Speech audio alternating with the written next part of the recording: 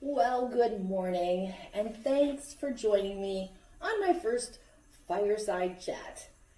I am not thrifting this weekend, mostly because I have so many things I need to list. So I'm going to show you what has sold in the last week, starting from last Saturday until today, this Saturday. Hi, it's Lori from Dakota Relics. Come join me as I travel around the area, searching for treasures that I can buy and then flip for a profit. You'll never know what I find unless you follow me. Come on, let's get shopping.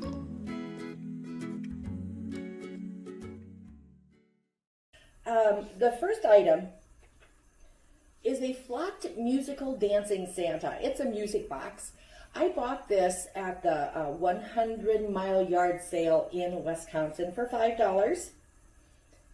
He sold for $55. With shipping, I made a profit of $41.37. I like him. Not really my type of Christmas decoration, but he's cute. The girl that bought him had said that her mother had this, and she remembered it as a child, and it somehow got misplaced or lost, and she was replacing this from her childhood memories. I like stories like that. The next item, these are miniature like Halloween ornaments, but they're snowmen. They're called Smores. I bought this at an estate sale, the whole bag for $15. They sold for $99, and after shipping, I made a profit of $75.37. I have a lot of Christmas items listed right now. In fact, I'm done listing Christmas. I try to have that up. Whoop, Rupert. Is there a squirrel? That's my little dog, my little Yorkie. I try to have my Christmas listings done by Thanksgiving or even before if I can. The cast iron bookends I picked up at a garage sale when I was visiting my daughter for $1, and they sold for $40 with a profit of $30.75.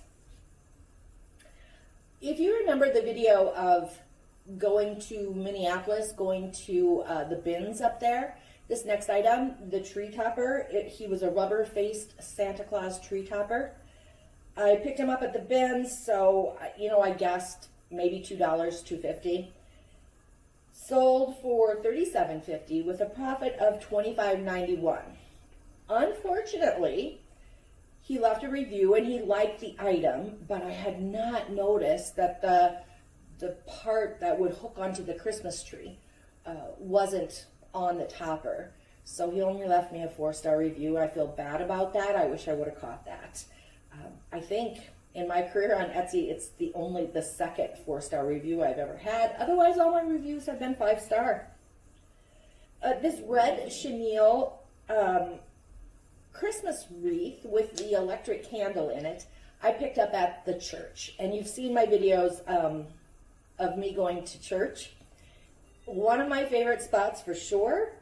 I picked this up for $15, sold it for $45, with a profit of $21.79. Not a huge profit, but still a profit. Always happy when I can make 20 bucks. The Record brass coffee grinder I picked up at that auction sale of the priest. It was amazing auction sale. I picked this up for $10.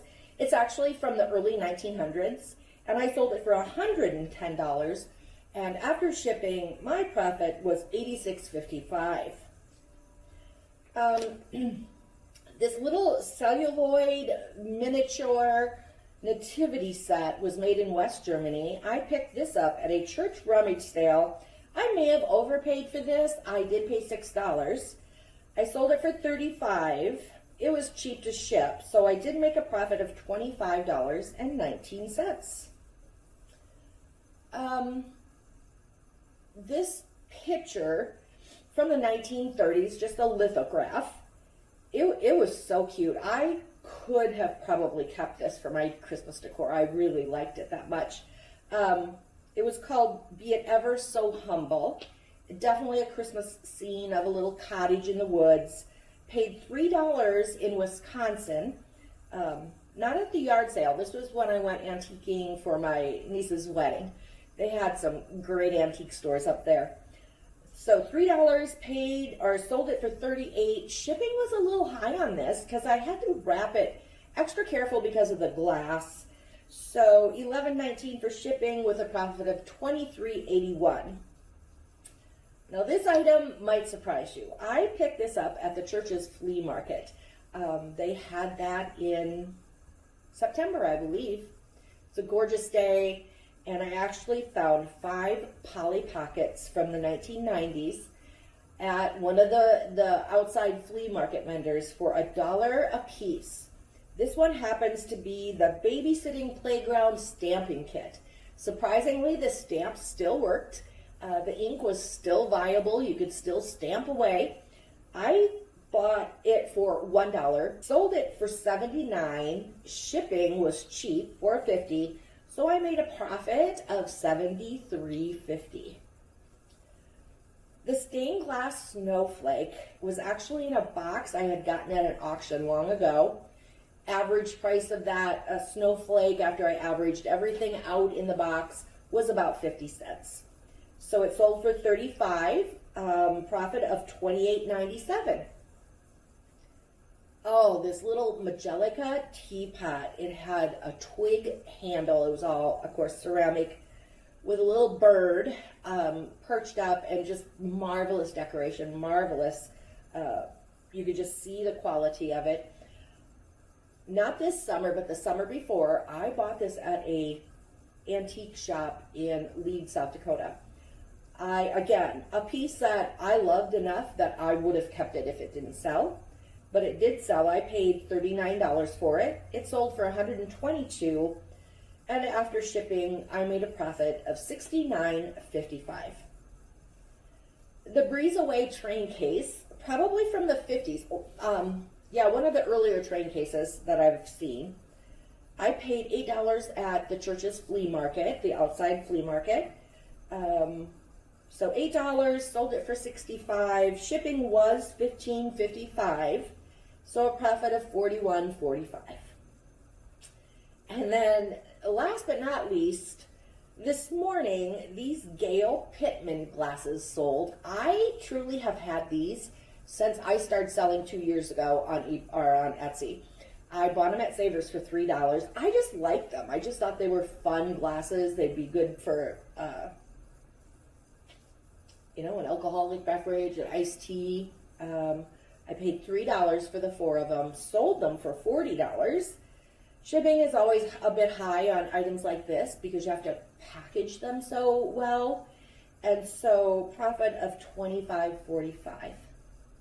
So this week, from Saturday to Saturday, my total profit after the cost of the goods and shipping was $569.66. Sure if you guys know this, but I am going to quit my full-time job in January and do this full-time. I'm hoping when I have more time to list items, I'll have more things in my store, even though right now I have about 650 items listed. But they say if you have, the more items you have, of course, the greater chance that you're going to sell them. So hopefully come January, end of January, I will be able to start listing more, maybe doing more videos, and then making this my full-time job. If not, I will probably just get a little part-time job. If it doesn't work out, I'll get a part-time job in an antique store. There's lots of them here in Sioux Falls that I'm sure I could get a job at. I just need to get out of the everyday, well, my hours are actually 6:30 to 3. I need to get off the telephone. I'm so tired of answering telephones. But a new adventure, the next step in my life.